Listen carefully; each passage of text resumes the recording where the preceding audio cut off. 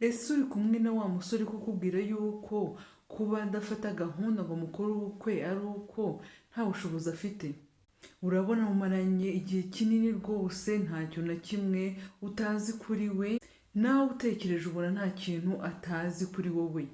Rero niba urambiwe yuko adafata icyemezo ngo iki kintu ugiye gukora, nk'uko bisanzwe muri kumwe nanjye Diane, ku bijyanye n'imibanire, ubukungu ndetse no kwiyitaho. Niba ukunda ibyo nkuganiriza wakanda kuri follow, ugakanda no kuri like na comment kugira ngo dutere imbaraga zo kugumya tugushyikiriza n'ibindi byiza. Rero ikintu ukwiye kumubwira ni uko ugiye kumuha umwanya agashaka amafaranga, agashaka ubwo bushobozi. Ubundi iyo umuntu adafite ubushobozi ntabwo ikintu cya mbere akora ari ukujya mu rukundo, ahubwo ashaka ubushobozi, kuko burya urukundo rugamije kubaka ntabwo rwubakwa n'amagambo, ntabwo